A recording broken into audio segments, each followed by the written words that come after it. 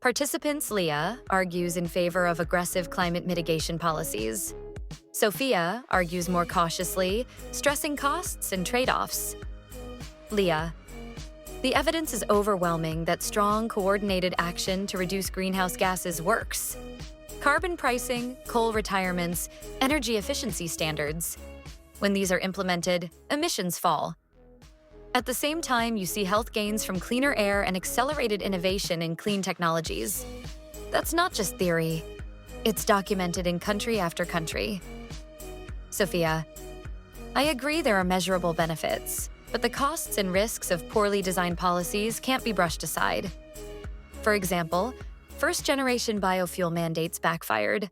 Indirect land use changes offset expected carbon savings. Similarly, unilateral carbon taxes risk driving industries to jurisdictions with laxer rules. That means job losses at home and little net climate benefit. Leah: which is why design matters. You don't throw away the whole idea of carbon pricing because some policies were flawed. You improve them. Border carbon adjustments or climate clubs can prevent leakage. And on the innovation side, clear long-term signals have delivered remarkable cost reductions in solar, wind, and batteries. Without policy support, those learning curves would have been much flatter. Sophia: integration costs must be part of the conversation. At low shares of renewables, things look great. At high shares, intermittency, curtailment, and the need for backup capacity raise costs sharply. Without heavy investment in transmission and storage, the dream of deep decarbonization becomes expensive and politically fragile. Leah: true, but that's a sequencing problem, not a reason to stall. You retire the dirtiest plants first, build the grid capacity in parallel, and invest in firm, clean resources, advanced nuclear, long-duration storage, maybe hydrogen. The technology is advancing, and demand flexibility is becoming more viable. We shouldn't wait for perfection before acting on low-hanging fruit. Sophia: still, pace matters. If we push timelines too aggressively, we risk stranding capital, driving up costs for households, and losing public support. Integrated assessment models often show that overly steep early cuts reduce welfare relative to smoother, cost-effective pathways.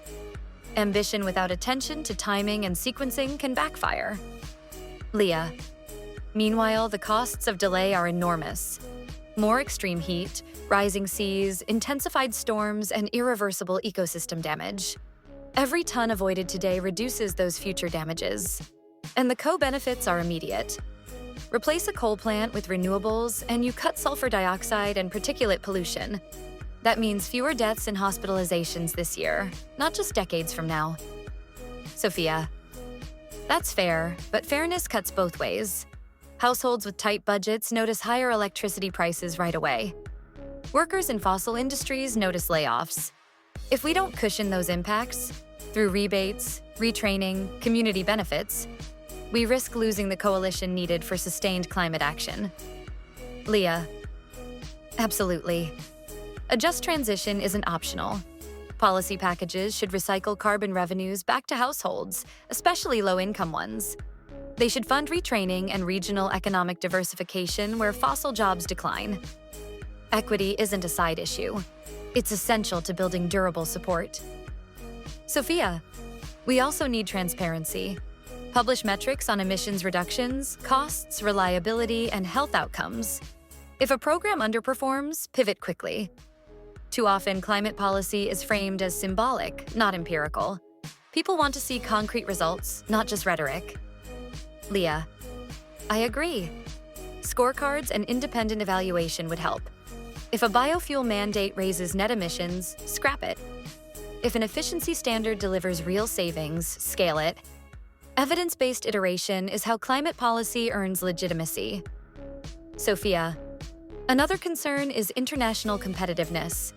Energy-intensive industries, steel, cement, chemicals, face global markets. If one country imposes strict rules unilaterally, production may simply shift abroad, increasing global emissions. That's why carbon border adjustments are not just theoretical. They're essential. Leah: and they can drive global ambition upward.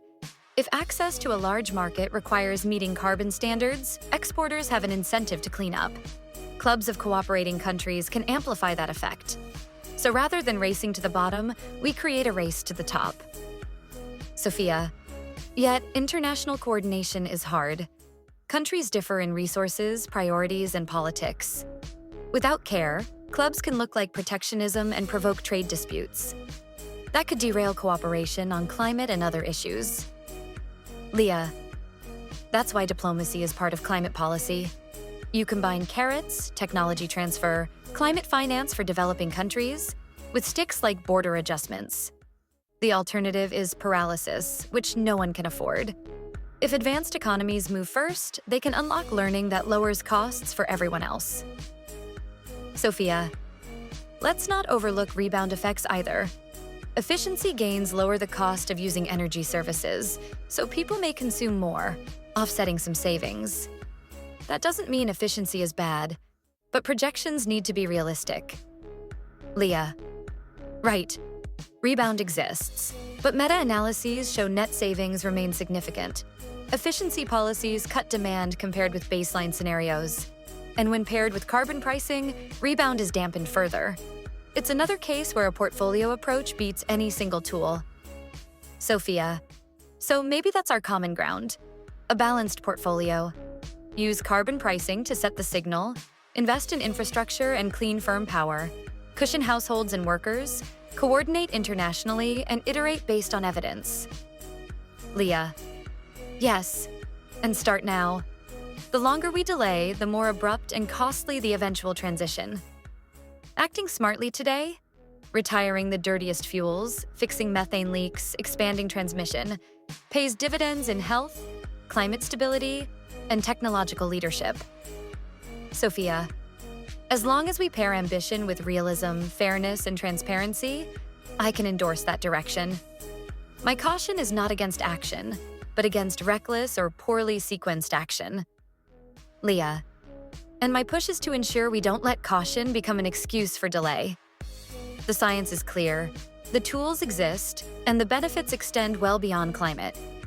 The path forward is to act, adapt, and keep measuring outcomes.